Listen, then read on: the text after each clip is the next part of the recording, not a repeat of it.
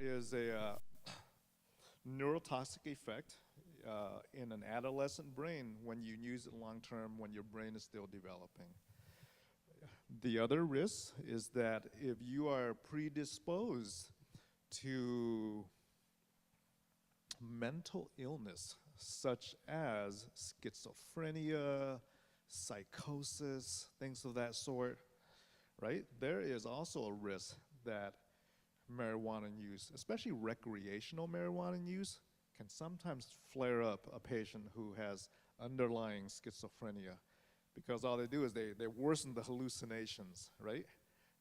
They worsen the psychosis effects. So like anything else, nothing's 100% awesome and nothing's 100% bad. We have to weigh the benefits and the risks of all this. So definitely a warning of marijuana use in brains that are still developing with that. Interesting study, and I run into these things a lot because, as you know, I deal a lot with brain health, and we do a lot with Alzheimer's research. We are looking for that that magic medication that's going to remove the plaque in the brains, right? The Alzheimer's plaque. And we do that research currently in Irvine. And so I come across these things all the time. And it always kind of piques my interest with that. Preclinical stuff. Preclinical means petri dish, right? Petri dish stuff. Stuff that when we see things like this, you know, our next steps is to take it to human clinical trials, right? But very interesting. This was a study published in the Journal of Alzheimer's Disease, actually, of all things. Very small doses of THC. And this is interesting, too, because when I think of THC, I think of the high component. I'm like, why would you even test that, right? But yeah, it was tested, actually. Very small doses of THC, chemical found in marijuana, will slow the production of beta amyloid protein, which is the plaque associated with Alzheimer's. Isn't that so crazy? It just flips our world upside down with this, especially as a researcher in Alzheimer's disease and somebody who believed that pot has always been bad. I mean, something like this comes out and it just makes me confused with that. Again, I am not suggesting that you all go out and get THC, right, for this, but I'm showing you what the data shows. This is what the data is being published. We don't know the dosage. We don't want folks to get high thinking their memory's better, but this is the data. It is for what it is, isn't it? And it is a preclinical study, which means it's very early in the game to really know. Again, this was published, when was it published? Is there a date on there? Oh, that was just last year, right? Relatively new stuff coming out. This, I think, came from Scripps Clinic down in San Diego. You guys familiar with Scripps? Pretty world-renowned to be publishing weed stuff, right? With that, here you go, Scripps Research Institute. Doing studies on marijuana and Alzheimer's disease. Very crazy stuff. And I just bring this up because that's kind of my specialty, working with the brain with that. And so I got this from medicalcannabisclinic.com. I think this is Australia. It's a very interesting slide. Again, we are not promoting that this is going to cure Alzheimer's, but I want to show you some very interesting data. We know that the cannabinoids do help with anxiety, and that folks take it for that reason. We know that it helps improve mood. I guess you're happy when you use it, right? Or theoretically, if you're using the THC component of it, and not the CBD. But there are some concepts that are being worked on in how this endocannabinoid system helps. And not only are studies being done on Alzheimer's, studies are being done on Parkinson's, Huntington's chorea, a lot of neurological conditions currently being looked at with the marijuana plant and the isolates of the marijuana plant, CBD, THC. If you ever want to see how many studies there are already published with marijuana research, go to this site, pubmed.com, pubmed.com.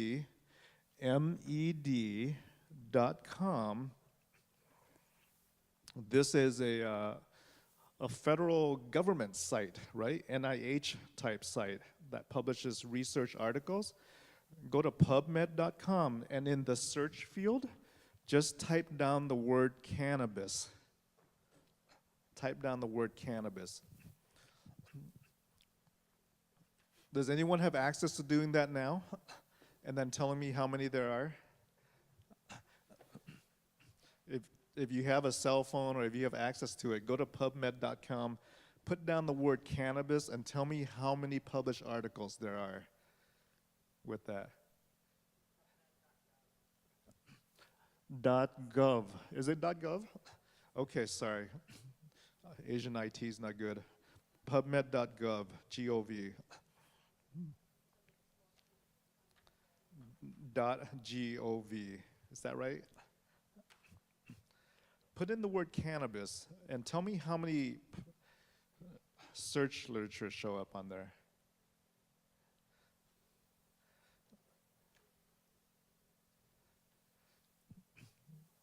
A lot? You got a number?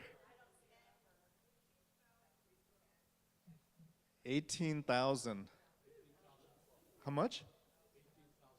18,012 published clinical research in journal articles on cannabis. Isn't that crazy? Isn't that crazy? Yes, we are on this edge now where the research is just going to actually increase because of this, because the gates and the walls are falling down on the restriction and the cultural attitudes toward this plant, right? There's 29 different states that have legalized marijuana, and I think within the next few years, the rest of the states will probably catch up. There's legislation in government right now to decriminalize marijuana use. Okay, that's in Congress going on. And once the gates fall down, medical research is going to explode. And then the pharmacy companies will be all over it, right? With that. Yeah, here it is, Parkinson's Research Foundation, medical marijuana in Parkinson's, showing positive effects in some of the symptoms of Parkinsonism. This is an interesting slide. I found this slide doing some research on this. And so what does all this mumbo jumbo mean with that? This is the pathway of inflammation, the pathway of inflammation in our body, how inflammation works with that. And it starts with certain enzymes, and it explodes to this large connection of enzymes that produces this and that produces that, and the end result is inflammation. The end result of inflammation is pain, right? Chronic pain, arthritis pain, pain from this, pain from that, right? And the endocannabinoid system that I talked about sits right there. Short Asian, right there. See it? Sits right there. Yay. And so, very interesting that marijuana, or at least the components of it, sits right in the middle of this inflammation pathway, and it blocks inflammation. And I'm like, wow, this is why my patients are going out and using this stuff for their chronic pain. This is why in our community here in Laguna Woods, right? How big is the cannabis club here? 1,000 people? Yeah, it's probably going to grow after this lecture, right? So, so I just read an article like the other day, there was about 800 people as part of the cannabis club. That's like the largest club in California for cannabis, right here in Laguna Woods. What are you guys growing with that, right? But now I'm starting to realize why our patients are going out and getting CBD oil and getting this and getting that. And it's not because, it's not because you want to get high, it's because it's helping your symptoms. This sits right in the middle of the inflammation pathway. This is why a lot of patients are going out and getting this for their back pain, their arthritis, or whatever it is that hurts. Isn't that amazing? It's crazy. That's where the science is. By the way, you see this word right here? It's really small. It's spelled COX. It's a COX inhibitor. And what you may not know is, how many of you guys heard of the medication Celebrex? Oh, lots of hands, huh? Probably half of you didn't get it approved, did you? With that. So Celebrex is a COX inhibitor that is out here. It blocks inflammation right out here. And ibuprofen, Motrin, right? A lot of our other anti-inflammatory meds, they're all out here. They're at the endpoints, right? This is how we create drugs. We look at the pathways and we look at ways to block that inflammation pathway. So Celebrex sits out here blocking COX, and Motrin may sit here, ibuprofen may sit right here, right? The drug companies got it all covered, guys. Endocannabinoids is right there. Isn't that crazy with that? So that is the pathway to inflammation. This is why patients are going out and getting this for chronic pain. And that is the science behind it with that. You guys know Dr. Sanjay Gupta? This was, I don't see if there's a date on this thing.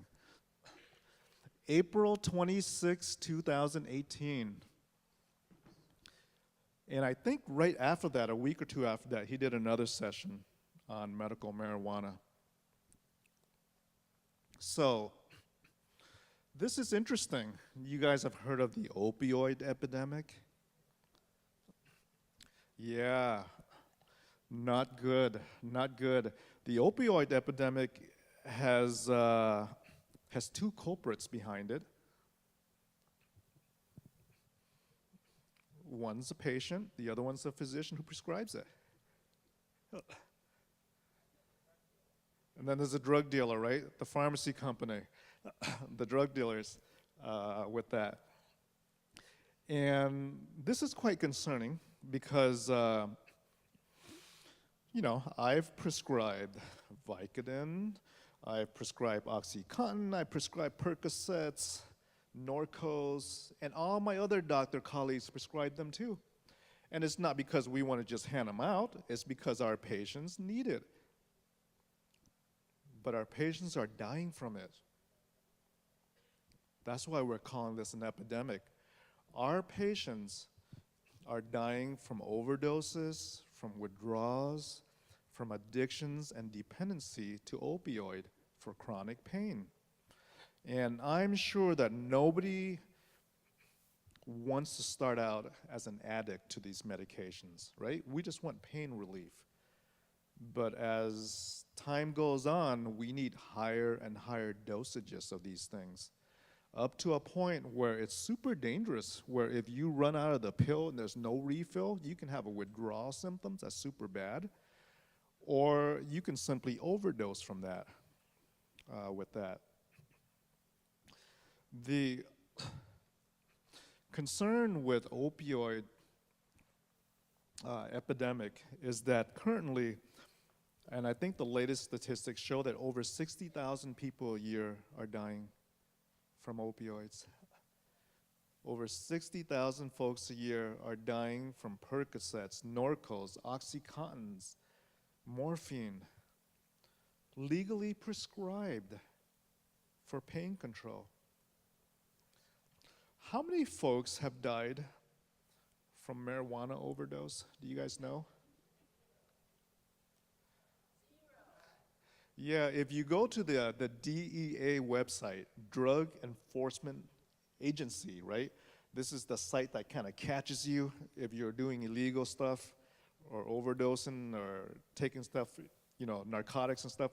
If you go to the DEA website, they actually say on their website that there have been no reported cases of marijuana overdose. And so what's been interesting to me when I ponder about this, and again, you know, I'm coming from a Christian church boy going viewpoint, believing all my life that marijuana is simply potheads. And then I look at this data as a researcher, as a physician, right? And I'm like, so we are legally prescribing medications that are killing 60,000 patients a year. And at the same time, we've made illegal something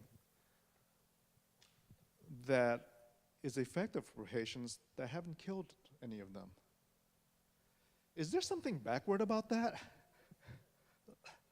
Think about that. We are legally prescribing medicines that are killing over 60,000 patients a year, opioids, while at the same time we have made illegal something that have killed nobody but helps them in the same pain range that we prescribe opioid for. Does that make any sense to you? By the way, who owns the patent on medical marijuana? Does anyone know? Did you know there's a patent on medical marijuana? There is. The owner of the patent on medical marijuana are the same folks that made it illegal. The federal government owns the patent. So they made it illegal, and they went out and they got the patent for it. So anyway, of course I can ramble on, you know, for another half hour or so, but I think my next patient's coming in half an hour. So thanks, guys.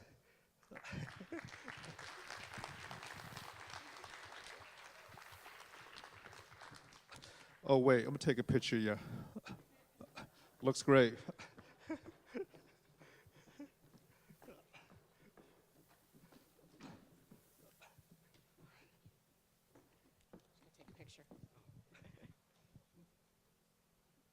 Thank you. Thanks, Dr. Trin. Let's give him a big hand. Very interesting presentation, wasn't that? Amazing, amazing. We had in our neural support group, which we meet once a month at the beginning of the month, the first Tuesday of every month, we had this presentation was done in a smaller setting, and so I got to see it in its entirety. It's pretty amazing, very enlightening. At the end of our session, we're going to have a little break right now. We have made arrangements to go get some coffee, and there is water now in the back with cups. Coffee's on its way. And we're going to talk about, our next speaker is going to talk about the pillars of brain health, 6 pillars, of which one of them is nutrition. So what we're going to do right now is take a little break, and we're going to offer you some of our superfoods. There's little superfood samples over in the break room. So come on back, and Deborah Pearson will be there and giving you a little superfood sample. We have a kale salad, and there is a quinoa salad. These are all in the superfood family, so thanks.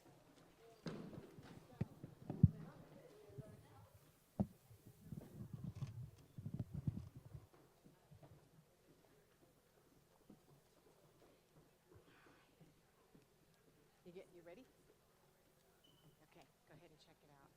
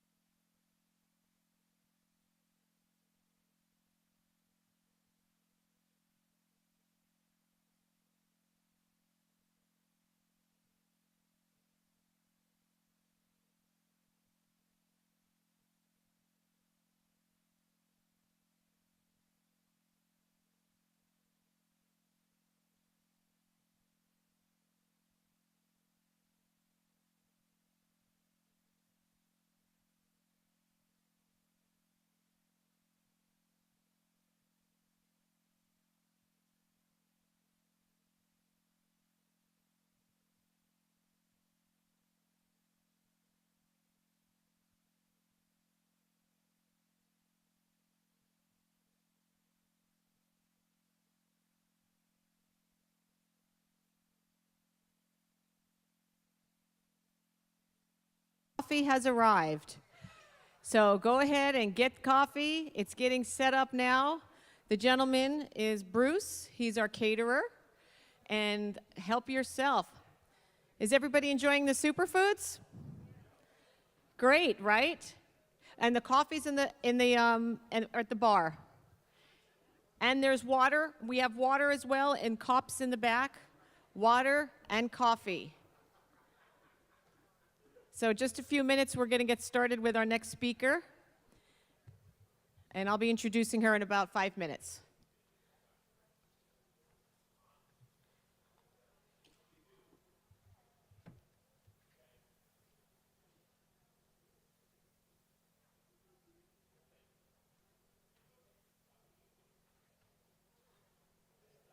Yeah, we've got actually more time, so enjoy yourself.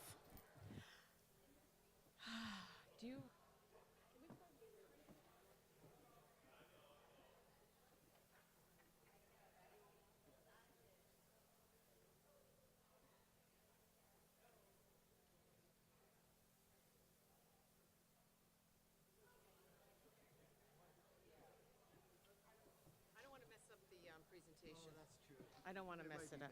Just to, yeah, because all we need is to get that, you know. So, okay. So, did you grab some coffee?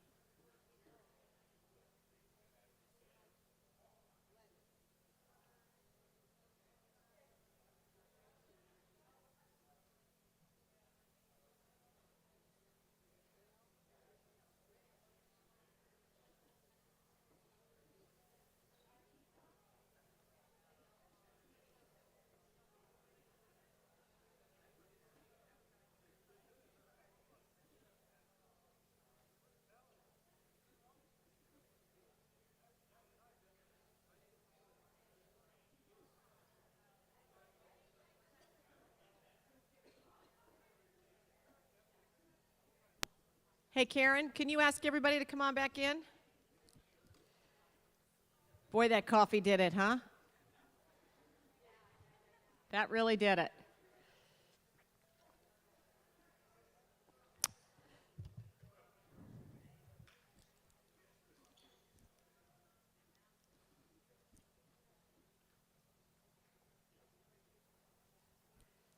Diane, you can come up here.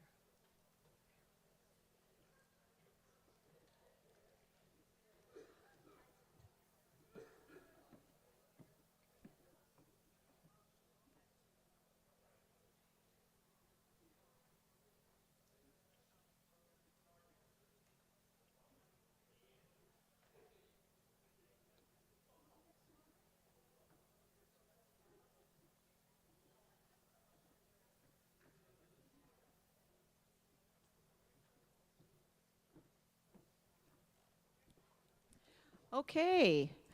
Well, I think we're getting most people back in here. So to keep on schedule, I'm going to spend a little time talking about our impressive next speaker. So ladies and gentlemen, this presentation is very important for brain health. It is the 6 pillars of brain health, and our speaker today is Diana Hamaui. I get it wrong all the time. But I want to talk a little bit about Diana is the outreach coordinator for Irvine Clinical Research. She has a master's in psychology from Oxford Brookes, and she has put this amazing presentation together, and it is extremely informative, and I strongly encourage you to take notes. So at this point in the presentation, let's just welcome our speaker, Diana, right up here right now. Give her a hand.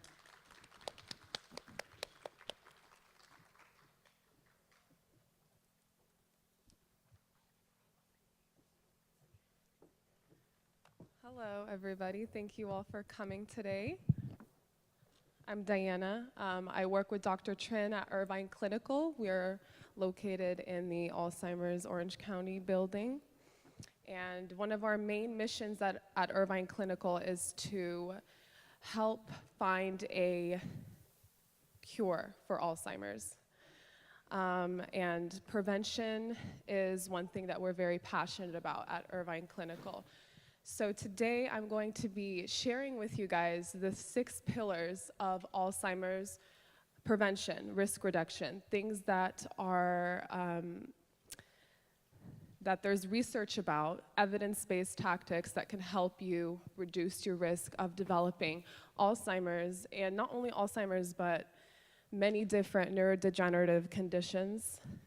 Does anyone have any idea where or how Alzheimer's develops? So there's something called, I don't know if you've heard of it, amyloid. Have you heard, does that sound familiar to any of you? The amyloid plaque. So basically, what Alzheimer's is, or how it develops, how we develop memory loss and cognitive impairment, is from the buildup of amyloid plaque in the brain.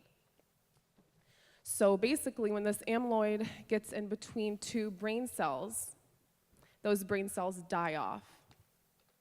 And with this happening consistently over 15 to 20 years of this amyloid plaque development and our brain cells dying off, we eventually develop memory loss symptoms, cognitive impairment.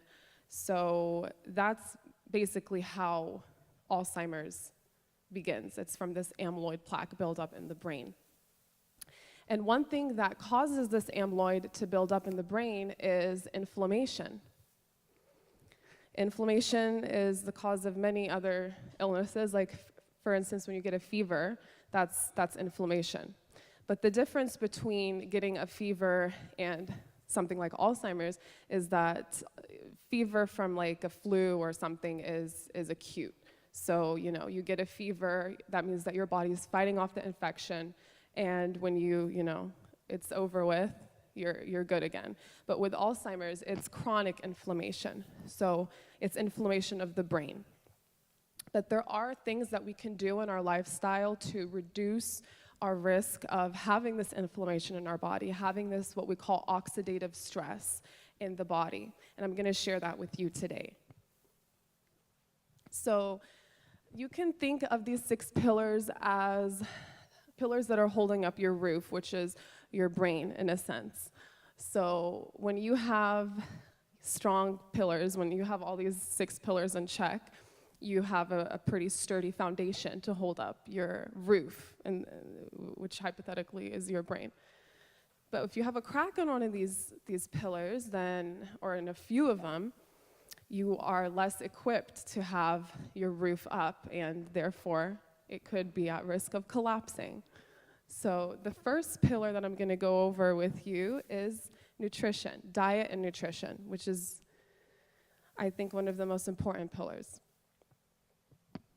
How many of you have heard of the Mediterranean diet? Okay, everyone here mostly. So the Mediterranean diet is studied. There's a lot of published research on the Mediterranean diet being an anti-inflammatory diet. And that's the one thing that you want to focus on is anti-inflammatory foods, because that's what helps fight off the oxidative stress, which causes inflammation and which causes us to have things like Alzheimer's and other conditions. So one thing that the Mediterranean diet is rich with is vegetables, fruits, fish like salmon, which is really high in omega-3, and it's low in a lot of the things that we typically eat in the American diet, like red meat and dairy, high-fat dairy products, sugar. It's lower in those things, and those foods cause inflammation. And if you have one of these handouts, you can actually flip to, if you have one of these handouts, I think it's page 3. There's a list of all of the anti-inflammatory foods on this list. So this list gives you like an in-depth of all of the different foods that help fight inflammation. So the Mediterranean diet is very high in antioxidants. And antioxidants are very powerful anti-inflammatories. And you can find them in things like blueberries, and a lot of different kinds of fruit have antioxidants. One of the strongest antioxidants you can find is actually found in blueberries. And what antioxidants do are fight off the oxidants, in a sense. So if you have too much oxidative stress in your body from different lifestyle factors and not enough antioxidants to fight off those oxidants, then you have an overpower of oxidative stress. So that can lead to inflammation, which can cause things like Alzheimer's. This diet's also really high in omega-3 fatty acids, which are good for protecting and synthesizing the neural membranes. So there's a lot of research done that shows that if you have if you consume omega-3, you're actually helping to protect your brain from oxidative stress and from ultimately developing memory loss and cognitive impairment. So these are just some foods that you can find omega-3 and antioxidants in. So from everything that you could take away today, the two things that you want to take away is antioxidants and omega-3s. Those are the two best nutrients for protecting your brain health and for fighting off inflammation and for fighting off oxidative stress.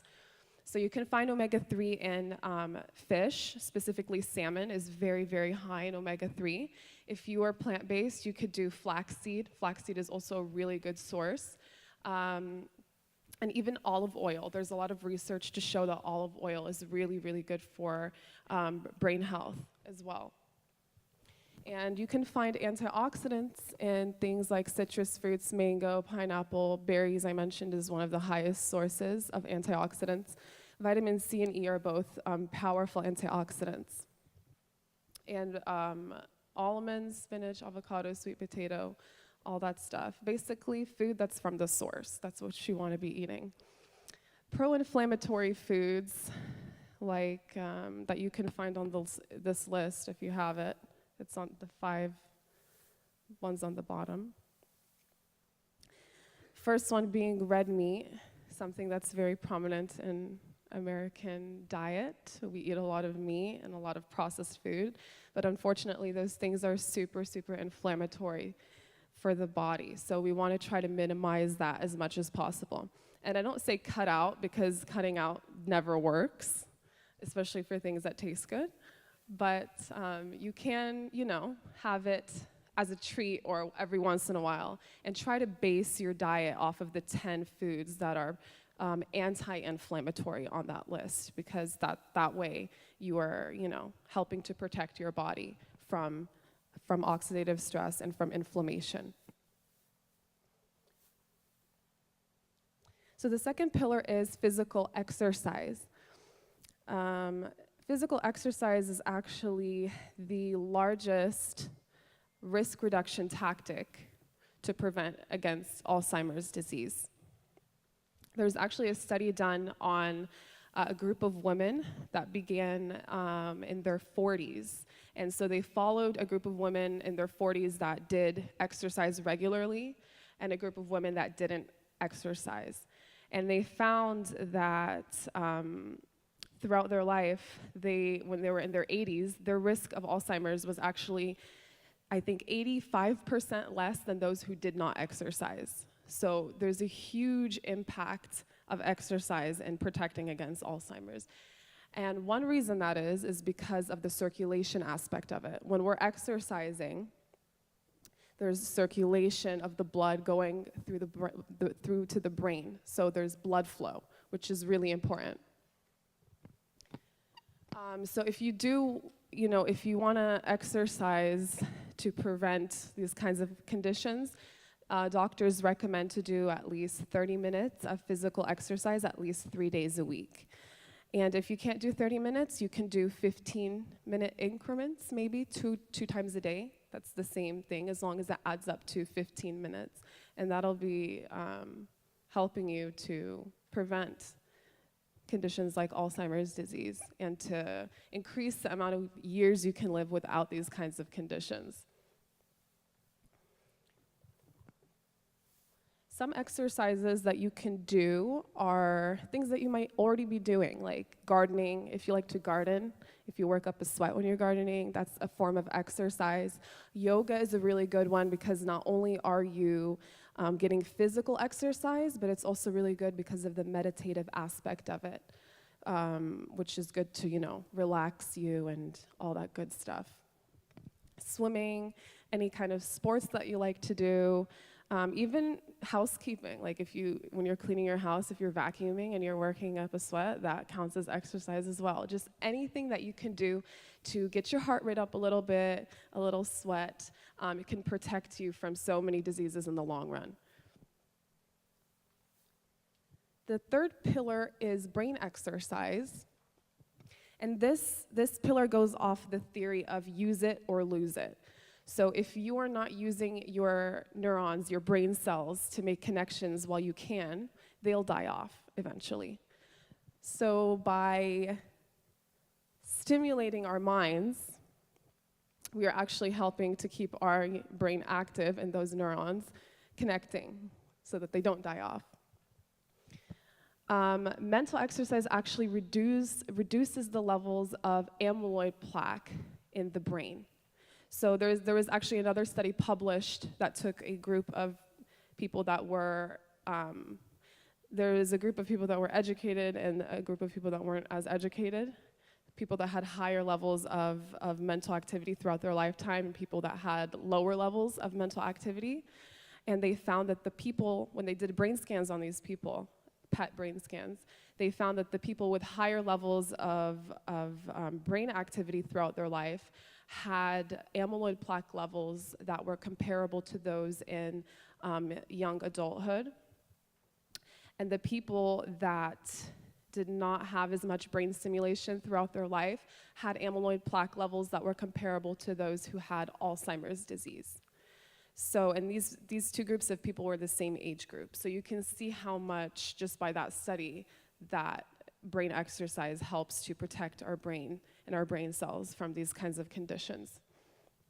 And you're never too old to, learn something new, make new neural connections. And there's so many different ways that you can keep your brain stimulated that, you might not even think is a way of keeping your brain stimulated. Like, for instance, dancing is a really good one because it involves hand-eye coordination.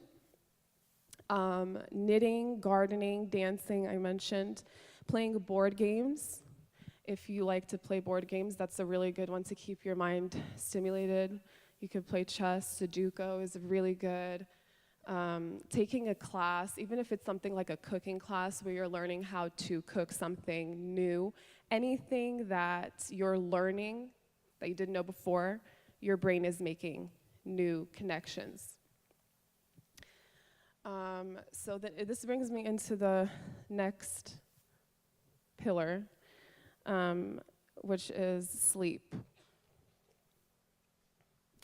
So sleep is super important to help our brain rejuvenate and prepare for the next day to make new neural connections. When we're sleeping, our memories are actually being consolidated. So doctors recommend to get at least 7 to 8 hours of sleep a night, good sleep, uninterrupted sleep. And the most important part is that you get uninterrupted sleep because you want to get the REM sleep. The REM sleep is the rapid eye movement sleep. That's the deep sleep that you want to be getting in order for, your mind to be getting the rest that it needs and for your memories to be consolidated. People that don't get 7 to 8 hours of good uninterrupted sleep have a higher risk of developing Alzheimer's disease because of that, because of the fact that they're not giving their brain the chance to consolidate memories. And not only that, but there's actually studies on sleep that show that when you're sleeping, the amyloid plaque in your brain is actually being cleansed out, in a sense. So sleeping is giving your brain the chance to clear out that amyloid. And as we know, like I said before, the amyloid is what causes Alzheimer's disease to begin. So those with high sleep fragmentation, so those that have instances of interrupted sleep, people that can't sleep a full 7 hours, they wake up in the middle of the night a lot, those people have a 1.5 times higher risk of developing Alzheimer's because they're not getting that REM sleep and their brain doesn't have the chance to clear out the amyloid. So very important, and there are some things that you can do if you have sleep or problems sleeping to improve your sleep. One thing is to go to bed at the same time every night and wake up at the same time every morning. So you establish that internal clock and you can get into the routine of things. Another one is to use your bed only for sleep. Because if you associate it with anything else, when you're trying to go to sleep, you might not be able to fall asleep as easily if you do work in your bed, for instance, or any other thing. And you wanna try to develop a relaxing bedtime routine. And this can consist from anything from drinking a cup of chamomile to having some candles out, doing some light yoga. There's so many things that help prepare us and relax us before we go to sleep. We want to be in a state of relaxation. So things that you don't want to do are like exercise and things that are going to bring up your adrenaline. You want to avoid that kind of stuff because that will interrupt your sleep.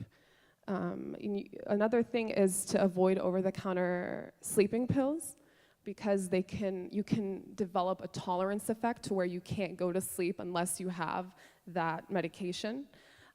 If you do have problems going to sleep and you want to take something, I would recommend melatonin, which is something that our bodies already naturally produce in our pineal gland.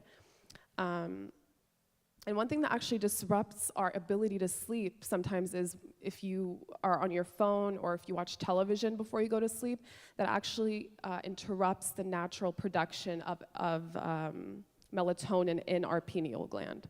So you want to make sure that if you're trying to, go to sleep and have a relaxing good night's sleep, to not have any bright lights, TV. Try not to go to sleep with that stuff on. You want to, like I said, avoid exercise. You want to avoid caffeinated foods or drinks, of course, because it's a stimulant before you go to sleep. Avoid alcohol and eating large and sugary meals. Sugar is also a stimulant, so you want to try to avoid that. And avoid excessive liquid. And that sounds simple, but a lot of people, they wake up in the middle of the night to go to the bathroom. So if you can avoid drinking like excessive liquids a couple hours before you go to sleep, that might help you to not have to wake up in the middle of the night to go to the bathroom. So that fixes that problem. The fifth pillar is social engagement. So studies have illustrated that a poor social network actually increases your risk for developing Alzheimer's. And that's because when we're socially active, like how everyone is right now, we're, talking to people, engaging with others, certain parts of our brains are being stimulated. Whereas if there's, if you're at home all the time and you're isolated and you're not getting that social engagement, those parts of your brain are not being stimulated. So social engagement requires the coordination of a lot of different parts of our brain. And the key here is to keep our brains active. So not only doing brain exercises like we mentioned, but also social engagement. You can kind of put this in with the brain exercise, if you will. The social engagement kind of falls into that category because when you're socially engaging, you're essentially exercising your mind.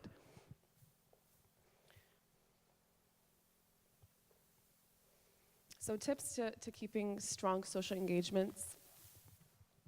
You always want to try to have scheduled time with your family, scheduled time with your friends.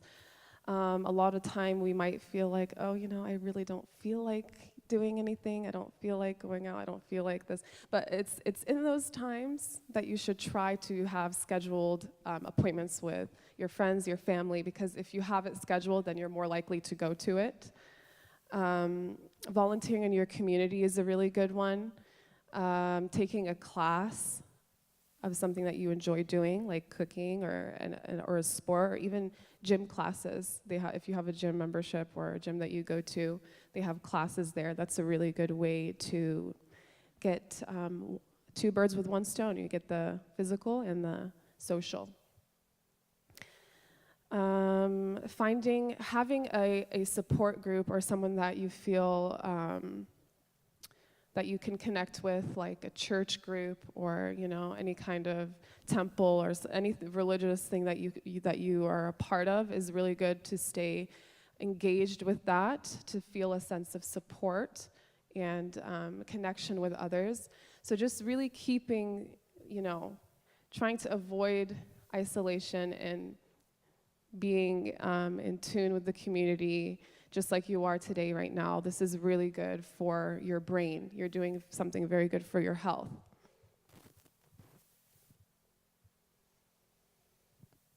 Medical conditions is the sixth pillar.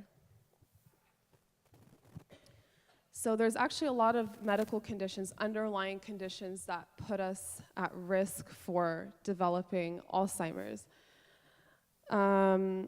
After cerebrovascular disease, or after neurodegenerative conditions, cerebrovascular diseases like diabetes, high blood pressure, cholesterol, all these conditions put us at 50% higher risk of developing Alzheimer's disease.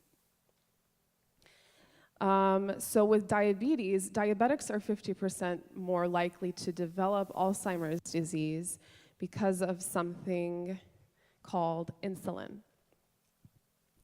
So with insulin, it has two functions. One is bringing down our blood sugar, and the other one is to actually remove the amyloid plaque in the brain. So with diabetics, since their insulin is always high, trying to bring down their blood sugar, there's not enough insulin to worry about removing the amyloid plaque from the brain. So that's why their risk is 50% greater than those that do not have diabetes. Obstructive sleep apnea is another condition that increases our risk for Alzheimer's. That's when you wake up in the middle of the night, you can't, because of your breathing pathways stop working basically when you sleep, so you keep waking up so you can breathe. So people that have obstructive sleep apnea show cognitive impairment in attention and memory and executive functioning. So it's important to have all of our underlying conditions under control, because if they're not, they can put us at risk for things like Alzheimer's. So you want to make sure that you talk with your doctor, that if you have any of these conditions, they are at least controlled to the extent that you can control them. There's also some vitamin deficiencies that increase risk of Alzheimer's, like vitamin D, B6, B12, folate, and vitamin A, C, and E. Many of these vitamins you can find in, many of these vitamins are actually antioxidants, like vitamin C and E. And you can find them in that list of the 10 foods that I gave you. So if you are eating a diet that's, like I like to say, from the source, like not processed food, things eaten the way God created them, natural, organic, you should have all the vitamins and minerals you need. If not, there's supplements that you can take. But the thing with supplements is that your body does not absorb them as well as if you were to eat it from a food source. So it's always better to get your nutrition from your food rather than taking a supplement. Supplement should be viewed as just that, a supplement. It shouldn't replace your food intake or the nutrition you're getting from your food. It should only supplement it if you need it. So there's actually a gene for Alzheimer's that you can get from your parents. Has anyone heard of this gene before? Yeah. So it's called the ApoE4 gene. And this gene is tied to an increased risk of developing Alzheimer's. And actually at the office where I work at Alzheimer's Orange County, we have a test that checks for this gene if you are a candidate for one of our programs. We actually do a genetic test for no cost for you that checks if you have this gene. And if you have one copy of the gene, it increases your risk, I believe, by 40%. And if you have 2 copies, increases your risk by 70%. So in addition to raising your risk for developing Alzheimer's, this gene also causes early onset Alzheimer's. So the average age for Alzheimer's developing is around 65. That's usually when we see the risk increasing every 5 years.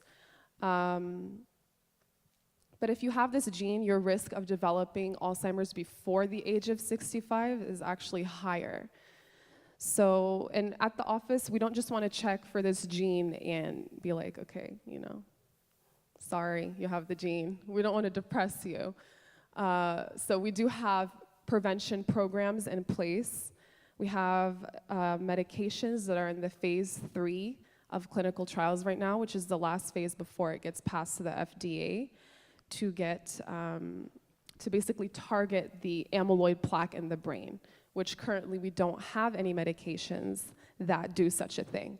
The best we have is some, I don't know if you've heard of Namenda and all those, it's like Alzheimer's medications, but they don't actually do anything to prevent or stop the condition as much as they do, you know, help you deal with the symptoms for 1 or 2 years at best. And then, you know, the condition escalates. So we're trying to find a, you know, solution for this. We're trying to find a medication that can actually, you know, target the cause rather than just help people deal with the symptoms.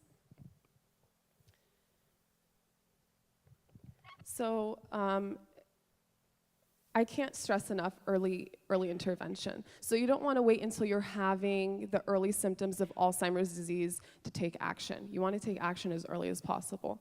Because once the disease has progressed, as I said, this disease builds up for 15 to 20 years. The amyloid plaque is building up 15 to 20 years before you actually experience any symptoms of memory loss. So you could have the amyloid plaque right now and not know. And studies show that 70 to 90% of mild cognitive impairment is actually goes undiagnosed until you actually have the symptoms in a primary care setting. So if you go to your doctor, he probably will just dismiss it as, oh, it's just regular aging, or oh, you know, and you won't get that diagnosis until you actually have those symptoms, whereas you could have been having the amyloid plaque in your brain this whole time and not know. And there's actually a scan that can check for the amyloid plaque in the brain. It's called a PET scan. Have you heard of it? So this scan goes, it's not covered by insurance, unfortunately, because it's around like $5,000. It's pretty expensive, so most insurance do not cover it, but we do offer it at our facility, at our clinic, free of charge for those who are good candidates for it. So if that's something that you're interested in getting checked out, definitely talk to me about that.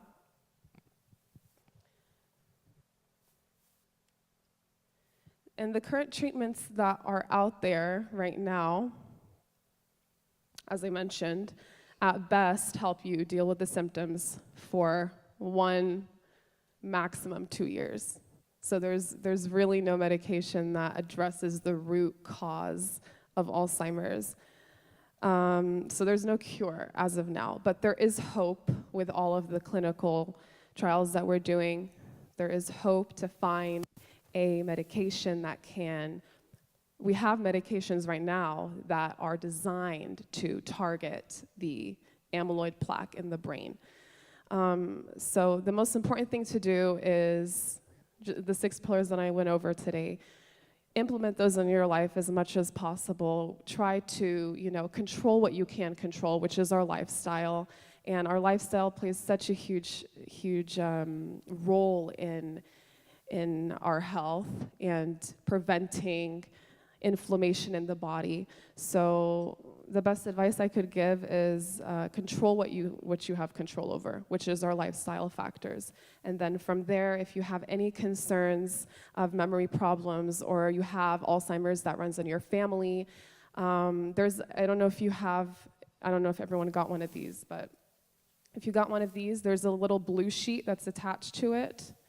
If you're interested in coming to see Dr. Trin, the speaker that spoke before me, he specializes in this. And if you have any concerns of your memory, you can just fill out one of those blue sheets and come in to meet with Dr. Trin for a no-cost consultation. Everything we do is no cost. Our mission is really just to try to fight this disease and find a cure for it. So thank you guys for coming and listening, and I hope you benefited.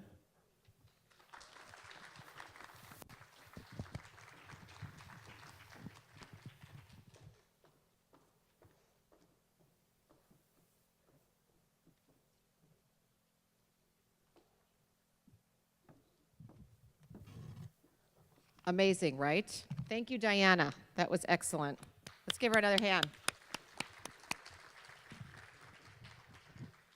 It's incredible what we learn at these events. Did everybody, was there anything that in that event, we're going to have a panel after our next speaker, and then we can do some more Q&A. But in the interest of time and making sure we use the time the best we have, instead of having our food right now, since we had our snack, we're going to bring up our next speaker, and then we will have our snack. But I want to tell you a little bit about our next speaker. So, Cognitive Care Solutions. This is a service. This is our. It's a service that is regarding cognitive health. Cognitive, how we think, our memory, keeping our brain stronger. It's cognitive enhancement therapy, and those are big words. So Allison's going to explain all of that and how this service can be used to help your brain and making your brain more healthy, so to speak. So with that, I want to introduce Allison LaRich, who is a licensed clinical social worker and the owner of Cognitive Care Solutions.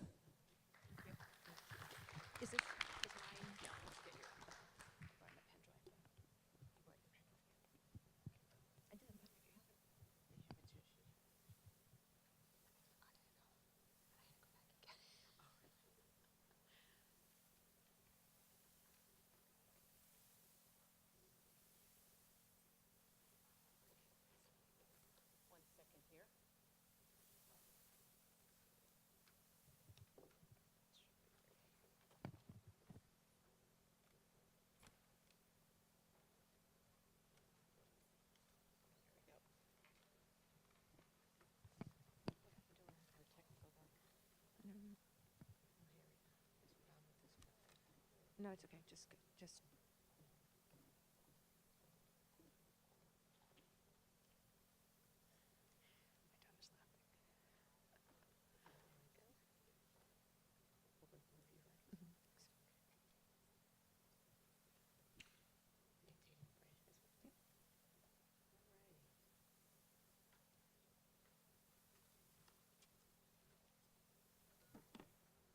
There we go.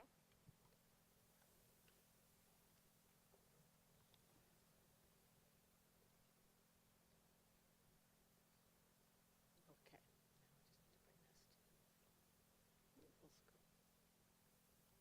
Slideshow.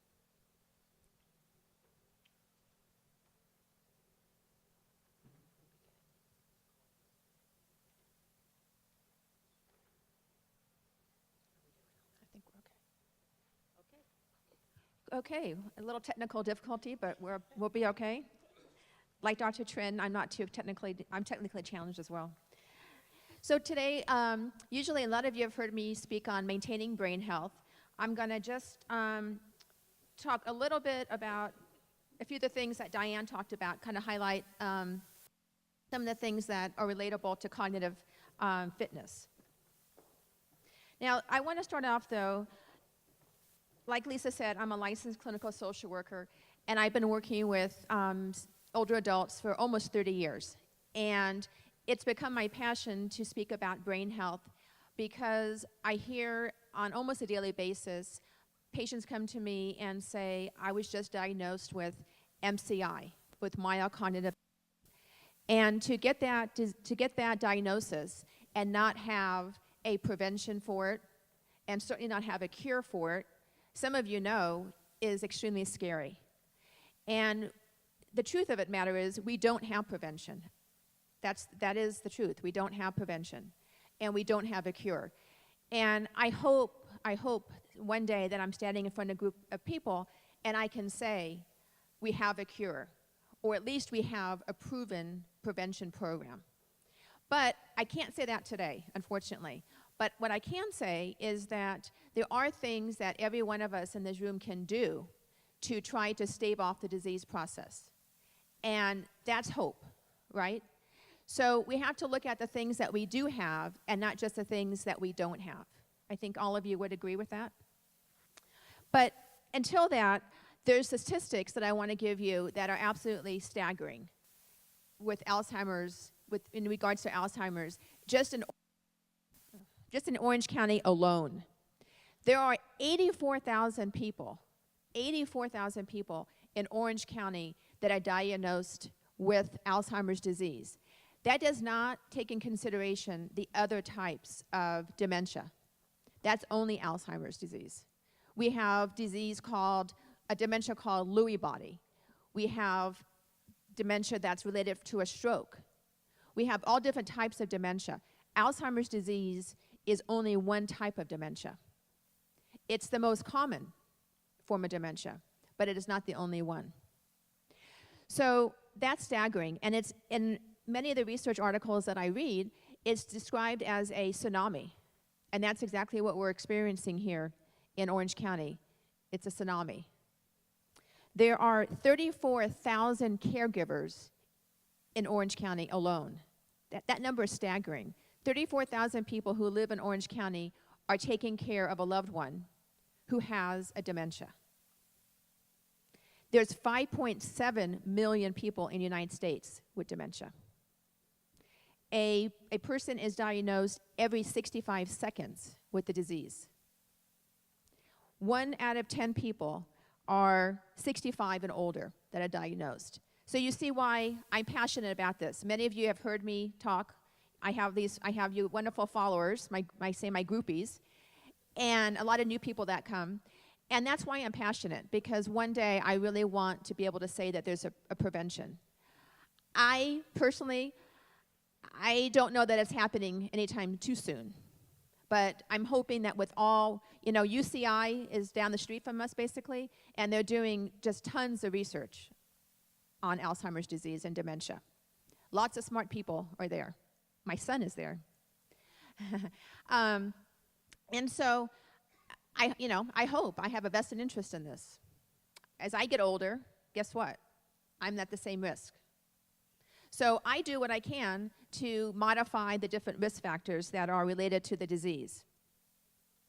Now, cognitive fitness. It's kind of what I'm here to talk about today, cognitive exercise.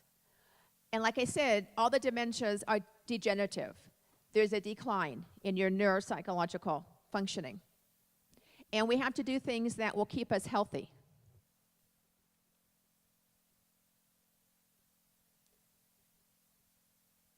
Now, I'm not going to go over each and every one of these things because Diane spoke a lot about it, but I'm just going to point out some things that I think are really important and highlight that. Nutrition is super important. Now, I have to say, where's Lisa? Is Lisa here? I think this is one of many talks that I give. I was delighted to see healthy food. Usually, after I speak about nutrition, do you know what the snacks are that people bring? Cookies, everything the opposite of what I talk about, right? So it's kind of an oxymoron. Here I spend 20 minutes talking about nutrition, and they pull out the cookies, the candy, chocolate bars, chocolate kisses. And so I was like, oh, I'm so happy to see salads and kale. Those are the kind of things that we want to eat. Not to say we can't have some treats. But really, we are what we eat. And I will say in short that sugar is not your friend. It's not good for brain health, a lot of sugar.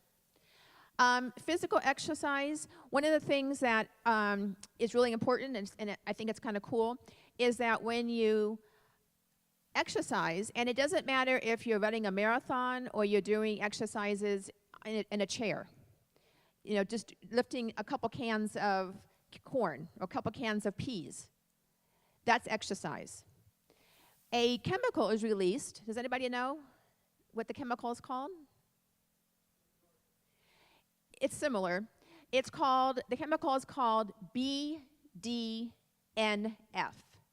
And it stands for brain-derived neurotropic, I always forget, factor, BDNF.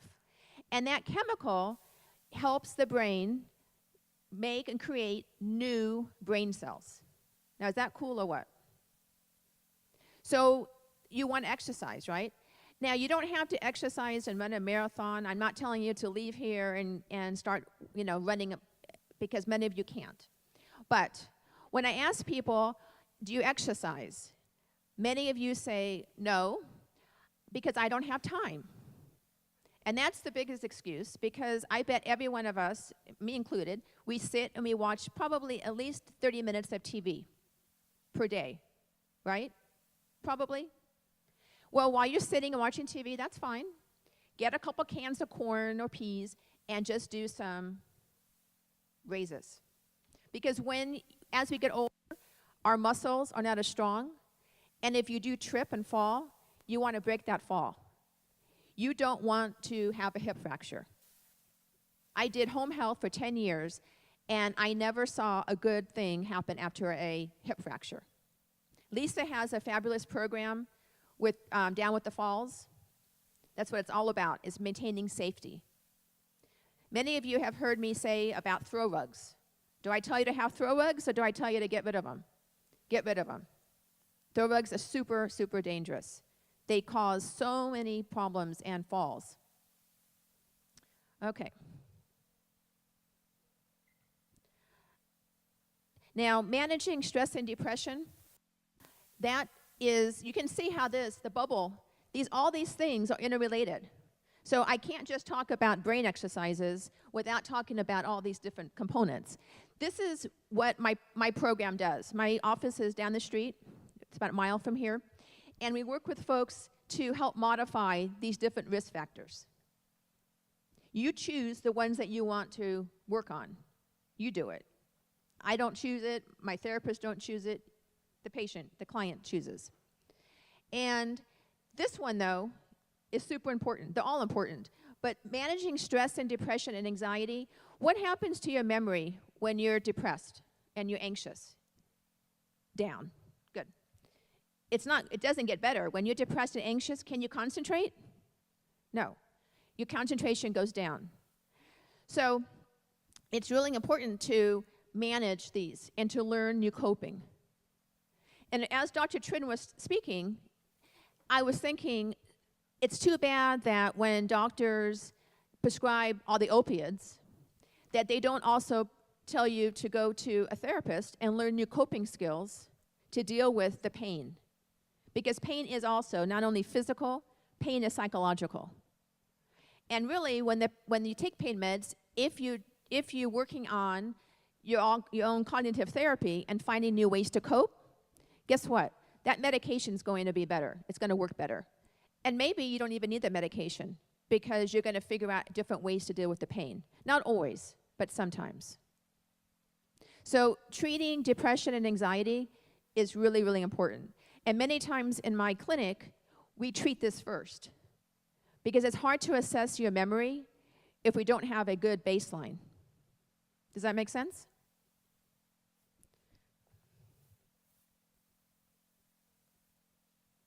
Okay, now to get to what I'm supposed to be talking about. Cognitive exercise. Now, why is that important? We want to exercise both your short-term memory and your long-term memory. There's lots of research that shows that if you exercise your brain and you modify different risk factors that I just showed you, that you can actually stave off the disease process about 2 to 5 years. That's a long time when you're 80 years old and up. I'm seeing many more patients in the late 90s and early hundreds. And they want to keep their brain stronger too and learn new things. And it's never too late. So your short-term memory are things like coming to this event and remembering it that you came, later on in the day or tonight. And what you ate for breakfast. And maybe people's names. And your long-term memory are things that happened to you many years ago. Maybe when you got married, you met your husband, your wife, you had your first child, your first job, things like that. That's your long-term memory.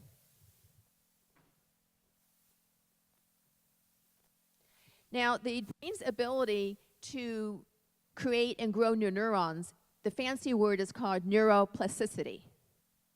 Now, probably, 70 years ago, or maybe even more, we were always told that you were born with about 1 trillion brain cells, and that if something happened to them, that was just too bad, and that was it. So those things that could happen would be things like a stroke, or maybe a car accident where you hit your head, or actually I have a patient now who garage door, she was working, contributing to society, no issues whatsoever. And unfortunately, she was going underneath her garage door, and the garage door broke, and it hit her right in the head. And so now she's left with a traumatic brain injury. It's a fluke. It can be a fluke accident as well. But nevertheless, we're told that now we know we have good research. I think I'm not holding it. Yeah. Oh, I see. Okay. All right. Now we're told, there's a lot of research that supports the fact that we can actually grow these neurons. And if you think about it in terms of having a stroke, if anyone of you have had a stroke in this room, you know that it's not a miracle that you're able to speak again or possibly walk again. That didn't happen just out of the blue. You went to intensive rehab and did all different types of exercises and things like that, right? And that's why you can walk again. That's why you have your speech back again. It wasn't a miracle. That's the brain's way. The brain has made new neural connections, so you're able to do those things again. And that's what we want to create now. You that have healthy brains, it's very sad to me when I hear, well, I heard it probably 6 times this morning. Well, I have a healthy brain, so what's the use with your program? Well, now's the time. Now that you have a healthy brain, you want to build up the brain reserve. You want to build up those neurons, so you have extra neurons. And that way, hopefully not, but that way down the road, if and when you're ever diagnosed or your family members ever diagnosed with mild cognitive impairment, you have extra brain cells. Now, I'm making this very simple, but that's the gist of it. Does that make sense? Now, the 2 key parts of what's good for cognitive exercise and what exercises are is that there must be variety and there must be a challenge. And a few of you are here that attend my brain class at the Floor and Sylvester every week. And I always come in with a stack of papers because we have to have variety and we have to have a challenge. Otherwise, I'm not doing anybody any good. And I love it when I hear, if I pull out something to do with logic and reasoning, and most of the people in the class have come to my class for a while, so they know kind of what I have in store. And when I pull out that Sudoku, and I hear, not that again, or something challenging, then I know that I hit my mark. Now, about a month ago, I was overhearing a few ladies chatting, and they said, oh, the class was really easy today. And I thought, oh, boy, I can't do that again, because it didn't do them any good. So I felt bad. So the next week, we played Sudoku a few times, I think. But we want to have variety. So what does variety mean? You want to exercise your short-term memory, your long-term memory, visual spatial, which is good for balance, language, which we need for words, and also the ability, you know how you're talking to people sometimes and you just can't think of that word? It just doesn't come. You know that this is a microphone, but you can't think of that word microphone. Does that happen to anybody? That has to do with your language. So language and your attention, and then also your logic and reasoning skills. And logic and reasoning skills are the most difficult for most people. Now typically, and I'm completely generalizing this, but many times, folks who are retired engineers, folks who have done work with maybe physicians, science, those type of professions, logic and reasoning skills are usually pretty good. Teachers have really good, guess what? Yes, language skills. So it's really interesting to see how things pan out. But nevertheless, there has to be variety and there has to be a challenge. So when I'm doing either the classes or if you choose to do our program, we're always looking at, okay, variety and a challenge. All right? Otherwise, they're not going to benefit you. Now, many of you say to me, oh, Allison, you know, you and your brain exercises. I do my crossword puzzles every day and my word searches and so on and so forth. All those things are really good. But unless you're exercising all the different parts of the brain, probably you're not going to be growing those neurons. And that's what you want to do. That's the whole purpose of it. It's not going to hurt you if it's not challenging. So if you're doing the crossword puzzle and the register and you're whipping them out like this, that's not a challenge. So that's not going to be growing the brain cells. If you are doing the New York Times, that's the one that every day gets a little bit harder. That's probably a challenge for you. See the difference? If you like to knit and your granddaughter comes to you and says, oh, Grandma, I just got this new pattern and I want this new sweater, and you've never made it before, you have to read the pattern and count the stitches and all that kind of stuff. That's probably on the line to a brain exercise. Maybe it's stretching it a little bit. But it's not a brain exercise if you've done that pattern for the last 25 years and you can do it in your sleep. Not a brain exercise. Dancing is excellent. Dancing is excellent for visual spatial. You're learning new steps, which is good for short-term memory and visual spatial. I saw a lady yesterday that is legally blind, and you know she dances, and she learns new steps. So all those kind of things are really good. Any questions? No? Okay. So let's try a couple brain exercises.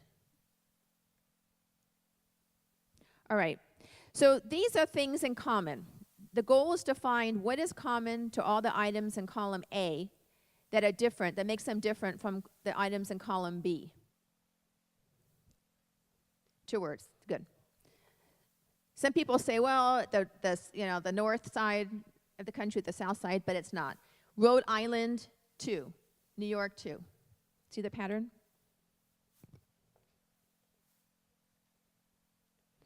Okay, things in common. What do the things in column A have in common?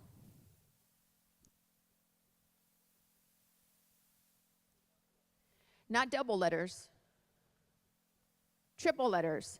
They all have 3 at the same letters. So 3 G's, 3 E's, 3 S's.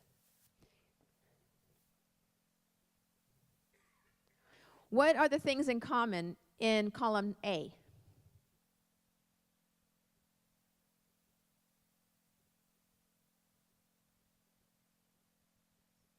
They're all what?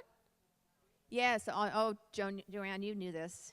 She's heard me say this before. So Dr. Pepper, Dr. Seuss, Dr. Spock, Dr. Jekyll, Dr. Dolittle.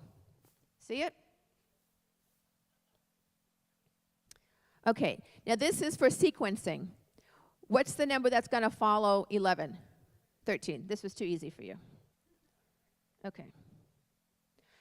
Now this is also sequencing. So after Pluto, Neptune, Uranus, Saturn, and Jupiter, what's the next?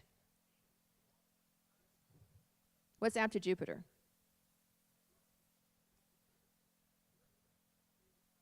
So if you're looking at the planets, and it's Pluto, Neptune, Uranus, Saturn, Jupiter, Mars, right? Okay, Martin Luther King Day, President's Day, Memorial Day, 4th of July. Okay. Now, what number would follow?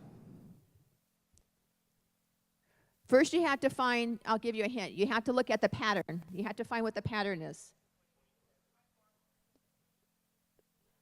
24. Now, how do we get that? 0 plus 7 is 7, minus 1 is 6. Plus 7, I'm sorry. Right. So the 25 would be, the next one would be 24. Make sense?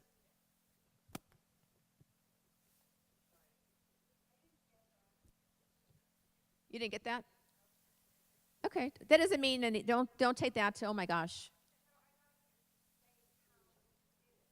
Oh, okay. So how did you come up with this? Right, plus 1 and minus 1. So you have 7 minus 1 is 6. Mm-hmm. Plus 7, right. Uh-huh. Mm-hmm. Mm-hmm. Yep. So it's a pattern. Okay, what's after a quadrilateral? Triangle. Good. All right, now these are homonyms.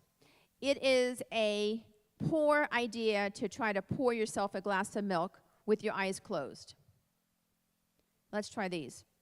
If it starts to rain, let's rein in the horses. The auto mechanic stubbed his toe on a tow truck. Be careful not to get a bee sting. There's no way my little brother would know the answer to this question. And the chef had a great ability to grate a carrot in 15 seconds. All right. Now this one, you have to figure out what number is missing in this triangle. And again, it's a pattern. Now, if you get the pattern quickly, just hold it. Don't say it.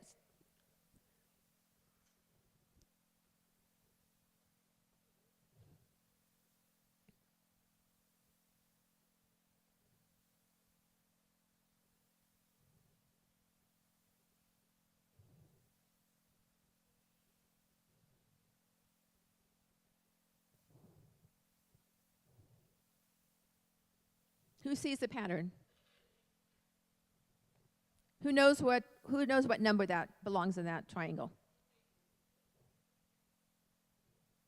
Okay, so 6 minus 2 is 4, and 4 times 2 is 8. 7 minus 5 is 2, and 2 times 3 is 6. 7 minus 4 is 3, and 3 times 2 is 6. And 6 minus 5 is 1, and 1 times 3 is 3.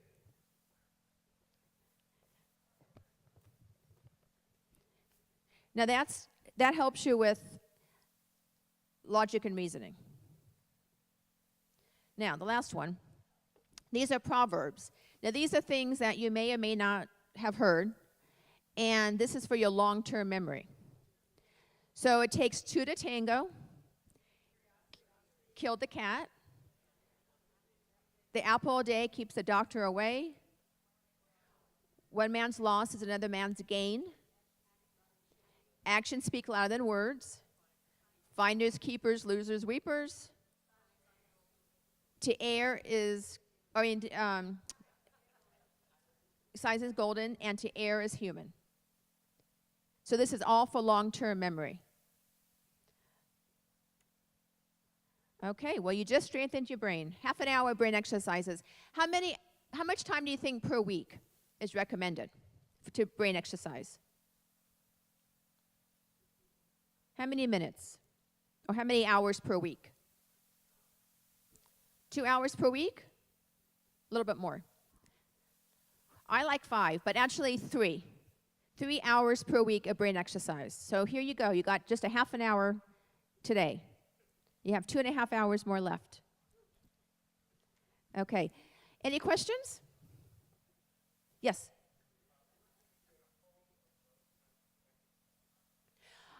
You can Google it. There's, I don't even know, I'm going to say hundreds, there could be more, different apps. And Google brain exercises, just as simple as that. But there's also, you can play Scrabble online. You can play Words with Friends. I like to play, my husband and I play Word Connect. Some of you, I've told you about that.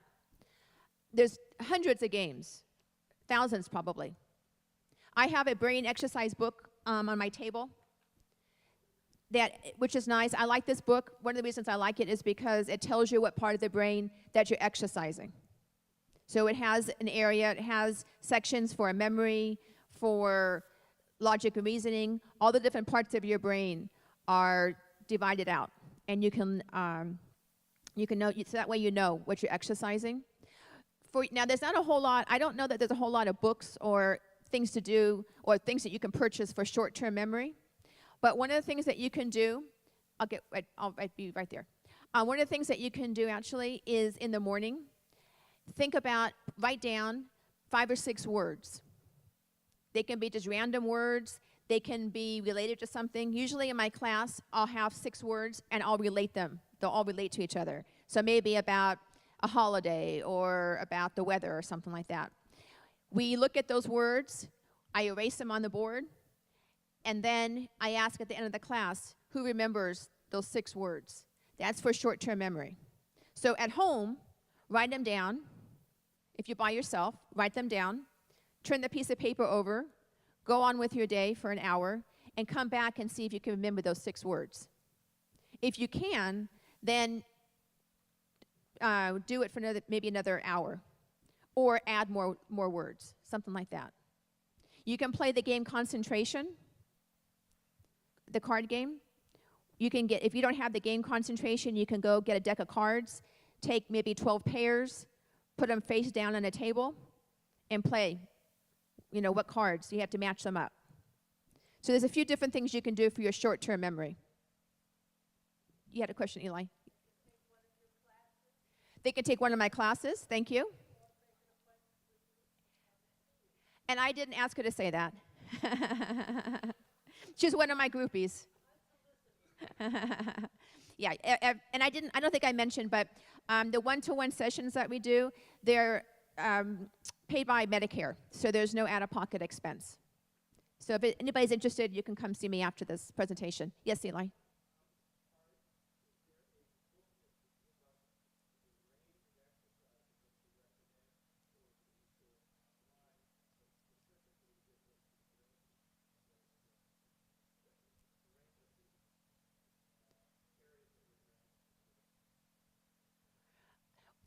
I'm not quite sure because everybody's different.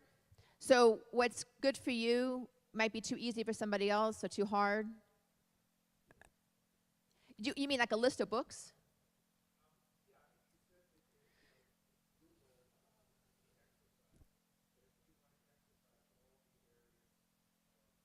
Uh-huh.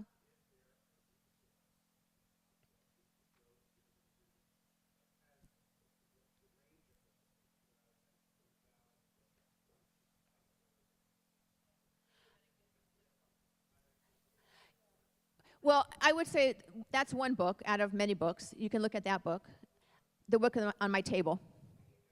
But I think what you're saying, I don't know that I have an answer for it, and I don't know if there's an answer, actually, because when we work with folks individually, we do some testing, and we hone in on what each person's strengths and the areas to improve. And so everybody's different. So if you look at a book, that's the book. if you look at the book and it looks like it's going to be too hard, then that's not the book for you, obviously. But there's quite a range. You can also go on my website, and I have a lot of resources on the website as well. Cognitive Care Solutions. So it's important that when, like in our individual sessions, like I said, we test, and we want to watch over time what the progression is. Because if somebody is progressing at a quicker rate, there might be more of a medical issue, and we want to send you back to the neurologist or your medical doctor. Any other questions? Okay, thank you, Lisa.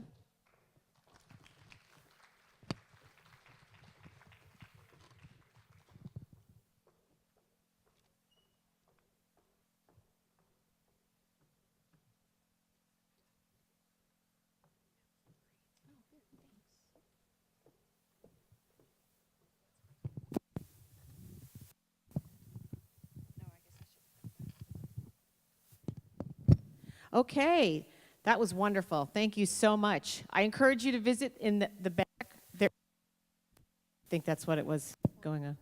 Hold it up like that. I got you. Well, the Cognitive Care Solutions has a table in the back. I encourage you all to check it out. Again, this is covered under Medicare.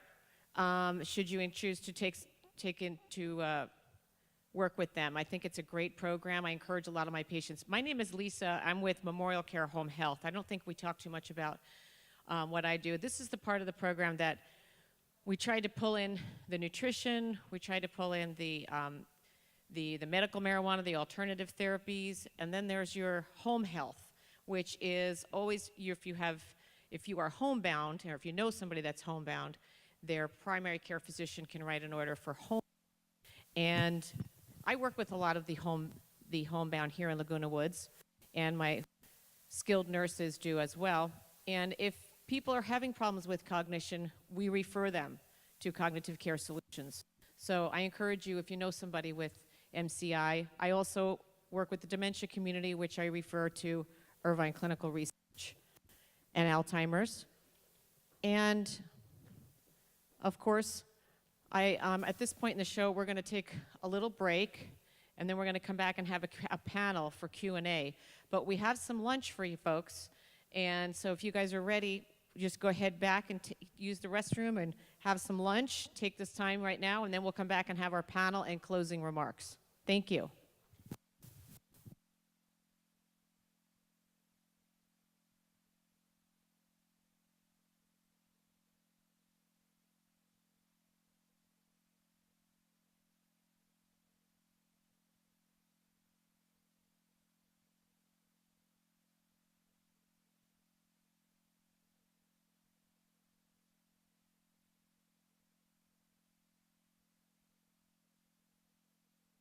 Community, and it is an evidence-based 8-week program based, it was developed by the University of Boston and Maine Health Partnership. We have brought that here to Laguna Woods, and Eli Zimmerman has been working with that in getting classes here. We have about 100 people on the waiting list for it. So we've taken it and we're trying to think about ways that we can even improve upon it because it's been around for a little while.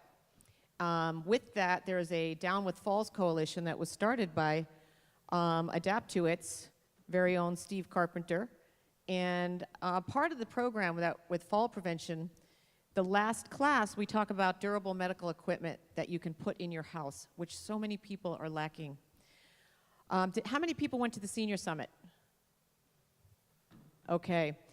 The data, the very last speaker talked about how falls are the number one killer of our elderly, and it's just a huge problem for the hospitals, and obviously it's a concern for all of us.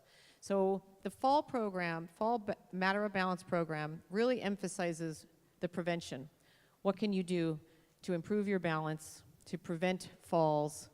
Does anybody know where the number one place in the house falls occur is? Bathroom. And I taught 2 classes this week. One of them, Lori from ActiCare and I are teaching together as well. Lori's active in the fall prevention as well. And so many people didn't have bars in the bathroom. They don't have bars, and that's a big problem. They also don't have the muscle strength that's needed to prepare themselves for a trip, to manage to recover from a trip. There's so many things we can do that are not really well practiced in the community, and we hope to kind of bring that out on the CCA fall prevention programs. So with that, that's enough on fall prevention, but if you'd like to talk more to Lori and Eli, go ahead back there. I think you'll get a lot more information. Do your microphones on? Yeah, it's on. Okay. Okay, so in this, right now, I just want to see, does anybody have any questions for our speakers? Okay.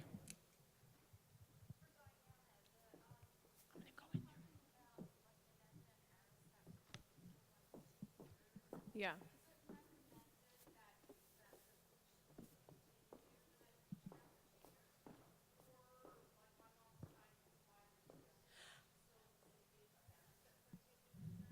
I have one, I'm sorry, if you could use the microphone so everybody, sorry about that. Usually, I heard what you said. Okay. Usually, it depends like what the doctor's recommendation is. Sorry. I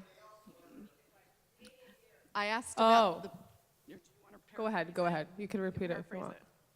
I asked about the benefit of Aricept and Namenda after the 1 to 2 period, 1 to 2 year period, that they're saying there's a benefit. Yeah, so it depends on what your doctor says. I would definitely say take the, advice of the doctor. But usually what we see is that there's no effect past 1 or 2 years. It's kind of like they're just taking it, it's really not doing anything. The disease continues to progress. That's the thing with Namenda and Aricept, is that they don't do anything to prevent or stop the disease. They just help you deal with the symptoms. And once the disease has progressed to a certain point, it's kind of ineffective. But Okay. definitely talk to her doctor Right. about it. Okay, thank you. I'll just add to that, that question. I remember actually, like I said, I've been doing this 30 years, and I remember when those medications came out, and everyone was excited about it because that was the first medication. Those were the first medications. And there's a couple schools of thought with psychiatrists and I think neurologists. If they don't cause a lot of side effects, so the side effect profile is really low. And the problem is when you take the person off the medication, you don't know if the disease is progressed, right? Or if it's really holding that person. And so I used to work in geropsych for about 15 years, and we use that medication a lot, especially to start them on it when they came into the hospital. And the school of thought is some doctors will say, take them off, and others will say, if you're not noticing any side effects, then it's not hurting them, leave them on. And in a practical standpoint, if it was my mom and she was not having any side effects, I would leave her on it. Yeah, a lot of times patients are also taken off of it if they ever go on hospice care. And I would say, because I did hospice for a number of years, and sometimes the effects of taking them off that medication, especially in the end of life, is a detriment. Especially like for Lewy body dementia. Thank you. Mm-hmm. I was fascinated by that diagram of the inflammation pathway. Is there a way we can get a copy of that?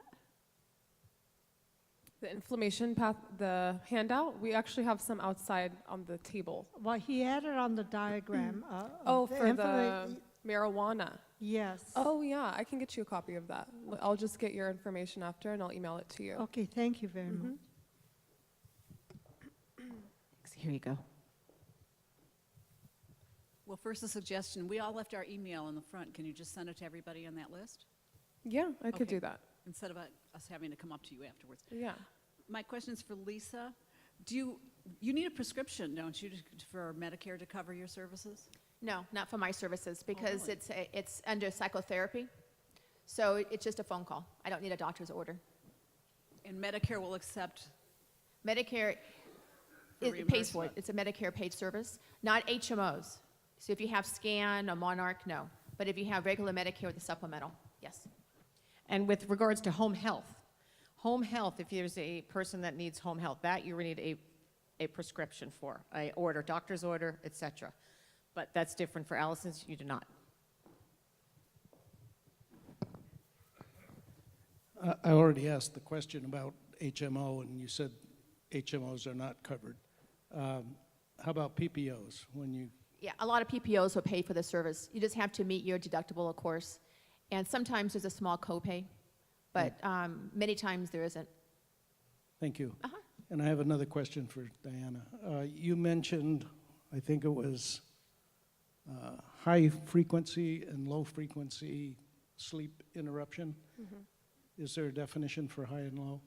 High and low, it's just sleep interruption in general because of the REM sleep primarily, because you need that REM sleep in order to have memory consolidation and for your brain to cleanse itself from the amyloid. So if you're having high sleep fragmentation, which basically just means that you're waking up in the middle of the night, you have interrupted sleep, that increases the risk of Alzheimer's, essentially. Well, most men with BPH have interruptions. I was wondering 2 versus 6 or 10 or, I'm not, No in definition. terms, yeah. thank you. Any other questions? Okay, so, here we go. You talk about nutrition and what we should eat, but are you aware of the lion's mane mushroom as being a superfood for brain health? It's the only, see, I'm with a Japanese company and they tend to be ahead of us in the United States. And there is a lion's mane mushroom that is supposed to be a superfood for brain health. It's the only mushroom in the world that regrows nerve cells. And it does break up the amyloid plaque.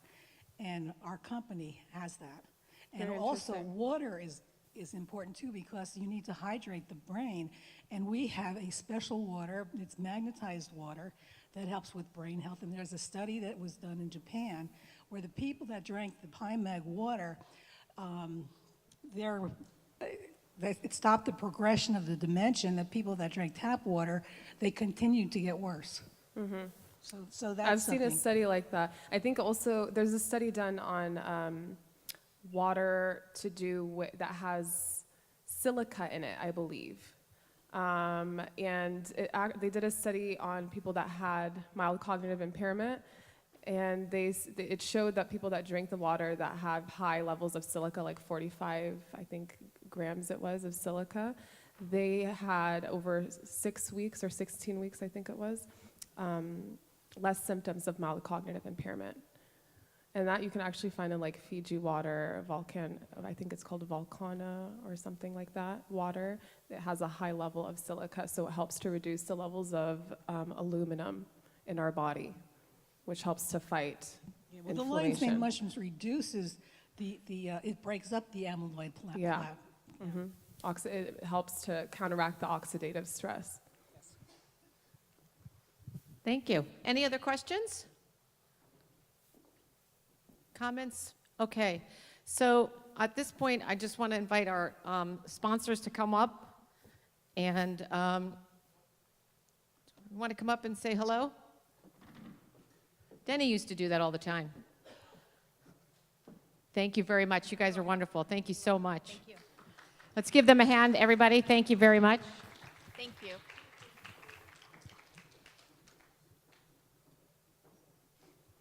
Okay. So if you just introduce yourself and come on over here, we can all fit. So many of them have been long-time supporters of the CCA, and we're volunteering for years. So with that, I'll let them all introduce themselves. Hi, I'm Karen Pollock. Hi, I'm Lori Briggs with Adaptuit Medical Supply. Allison Larry, Cognitive Care Solutions. Ken Carter, Carter Financial Services. Lori Renaud, Acticare Responsive In-Home Care. Eli Zimmerman, Down with Falls Coalition, and also Life Coaching. Darla Levesque, Laguna Health and Wellness, A Better Way. Candace Haas Lopez, Bud and Bloom, Orange County, located in Santa Ana. The other Karen Pollock with HempWorks Pure CBD Oil. Diana Hamawi with Irvine Clinical Research in Irvine.